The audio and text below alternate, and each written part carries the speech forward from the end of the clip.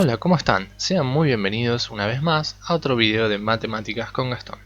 El día de hoy veremos una introducción a los números complejos. El conjunto de los números complejos es uno que abarca a todos los demás conjuntos numéricos que habíamos venido trabajando anteriormente. Así como antes de conocer el conjunto de los números reales, trabajamos con los racionales y una vez que se agregan los irracionales, surge el conjunto de los números reales. Bueno, ahora al agregarle los números imaginarios, se creará el conjunto de números complejos. Entonces podríamos decir que el conjunto de los números reales es un subconjunto de los números complejos. Los números complejos surgen de la necesidad de resolver problemas de este tipo. Hasta el momento, cuando veníamos trabajando con variable real, no nos era posible encontrar la solución de esta ecuación, ya que no existía en la variable real un número al cuadrado que me dé negativo. Sabemos que x al cuadrado nos da un número positivo y más 1, que también es un número positivo, siempre va a dar algo mayor que 0. Pero, en la variable compleja la cosa cambia, porque de acá se define un símbolo, una unidad imaginaria a la que se le llama y, tal que esta unidad al cuadrado da un número negativo, da menos 1. Suena un poco raro, ¿no? Es un poco un quiebre en ese dogma de ningún número al cuadrado puede dar negativo. Pero bueno, esto es así. Todo este enigma en el tema de solucionar este tipo de ecuaciones, buscarle raíces a polinomios y demás, terminó desembocando en lo que hoy conocemos como el teorema fundamental del álgebra, que garantiza que para un polinomio de una sola variable de grado n, tiene exactamente n raíces. Pero bueno, eso será tema de otro video. Volvamos a lo nuestro y recordemos que dijimos que y al cuadrado es menos 1. Entonces con esto ahora sí podremos resolver esta ecuación, ya que y al cuadrado es menos 1 más 1 es igual a 0 y la igualdad se cumple. Los números complejos tienen un montón de aplicaciones en cuestiones de física, de electromagnetismo, de procesamiento de señales, acústica, en fin, sabemos que la matemática está presente en todo.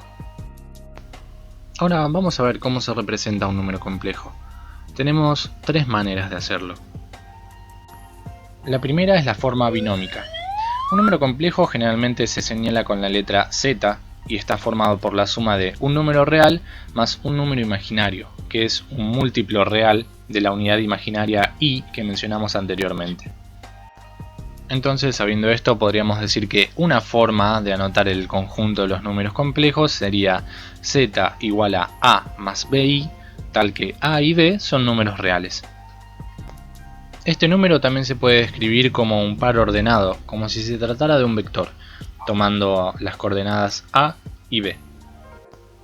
Luego al número a se lo llama parte real del complejo z, y a b se lo llama parte imaginaria de este complejo z, ya que es el que está multiplicando a la unidad imaginaria i.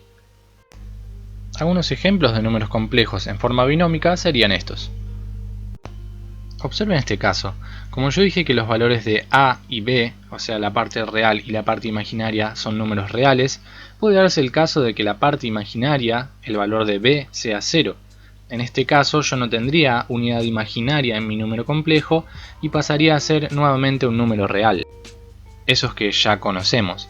Por eso dije en el principio del video que los números reales son un subconjunto de los números complejos.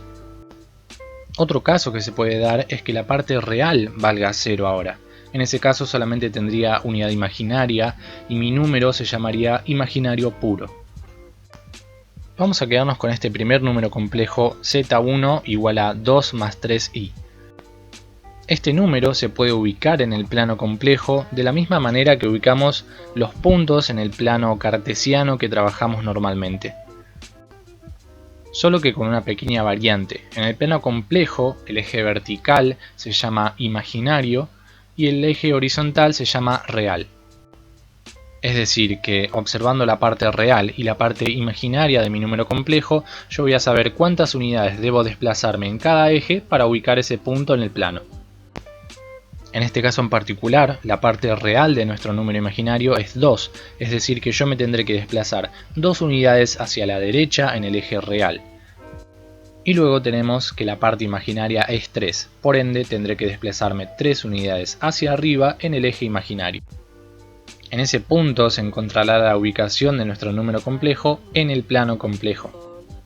Recuerden también, como les dije, que se puede representar como un par ordenado, es decir, AB, en este caso sería el par ordenado 2, 3. Y a partir de eso podría trazar un vector que parta desde el origen hasta ese punto en cuestión. Luego tenemos la forma polar de representar un número complejo. En este tipo de notación se tiene en cuenta el vector que mencionamos anteriormente que podíamos construir que parta desde el origen hasta el punto que representa nuestro número complejo. Acá r sería la longitud de nuestro vector y alfa sería el ángulo que el vector forma con respecto al eje horizontal. Noten que si yo sé qué longitud tiene el vector y qué ángulo forma con respecto al horizontal, tranquilamente puedo graficar ese vector y así ubicar el punto al que pertenece el número complejo. Entonces vayamos nuevamente a nuestro complejo Z1. R será muy fácil de calcular. R será el módulo del número complejo. Y si recuerdan, dijimos que el número complejo se puede escribir como un par ordenado que representa un vector en el plano. Y si queremos calcular la norma o el módulo de un vector, el cálculo es muy sencillo.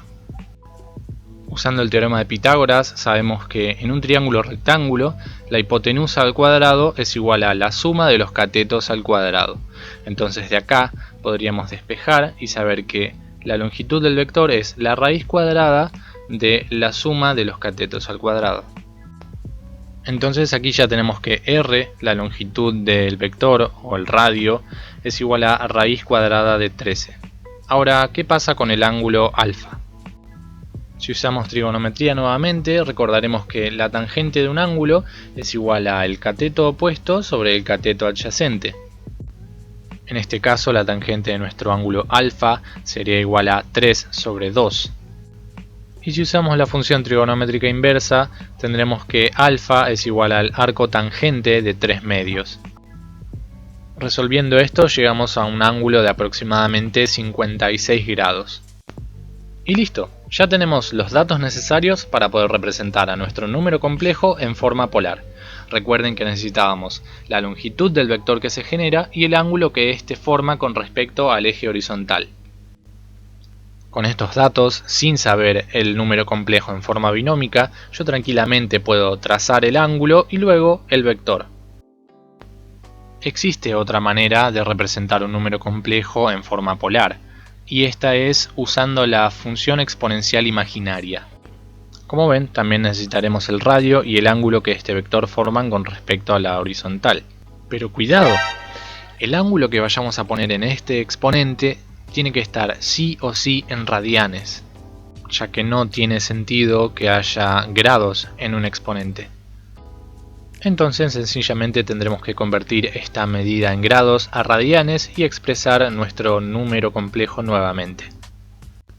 De esta última forma polar de anotar los números complejos se puede desprender la forma restante, la forma trigonométrica. Enseguida lo comento. La última forma de expresar un número complejo es, como dije, la forma trigonométrica. Volvamos nuevamente a nuestra maravillosa representación del complejo Z1 y tengamos en cuenta esto. Sabemos que el coseno de nuestro ángulo alfa será igual a el cateto adyacente sobre la hipotenusa del triángulo rectángulo. Entonces el coseno de nuestro ángulo alfa sería igual a el cateto adyacente, que nos da la parte real de nuestro número imaginario, es decir, A, sobre la hipotenusa, que nosotros anteriormente llamamos R. Entonces de acá podremos despejar y saber que la parte real de nuestro número complejo, escrito en forma trigonométrica, sería igual a R por el coseno del ángulo. Siguiendo el mismo razonamiento, pero ahora usando el seno, ya que es el que nos relaciona el cateto opuesto, sabemos que el seno de nuestro ángulo alfa es el opuesto sobre la hipotenusa. Entonces el seno del ángulo sería igual a la parte imaginaria sobre R. Y despejando nuevamente sabremos que la parte imaginaria de nuestro número complejo escrita en forma trigonométrica es r por el seno del ángulo. Ahora, si recuerdan la primera forma de anotar el número complejo, la forma binómica, dijimos que el número complejo z era igual a más bi. Y como nosotros acabamos de encontrar equivalencias para a y b escritas de forma trigonométrica, sería válido reemplazar estos valores de a y b en nuestra forma binomial. Si hacemos esto, llegaremos a que z también se puede expresar como r por el coseno de alfa más r por el seno de alfa multiplicado por la unidad imaginaria. Entonces puedo sacar como un factor común a la letra r y llegar a la expresión que inicialmente les mostré. ¿Por qué les dije que desde la forma polar que vimos anteriormente se podía llegar a esta expresión?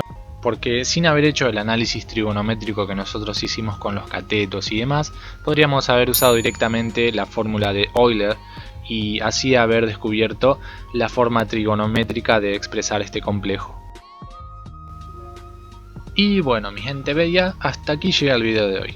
Esto fue una breve introducción a lo que son los números complejos. Estaremos desarrollando el tema en los próximos videos. Recuerden que si este video les gustó y quieren seguir viendo contenido de este tipo, pueden suscribirse a mi canal y activar la campana de notificaciones para estar atentos a las novedades que vaya publicando. También pueden demostrarme su apoyo dejándome un like en el video, uno de esos lindos likes que te alegran el alma.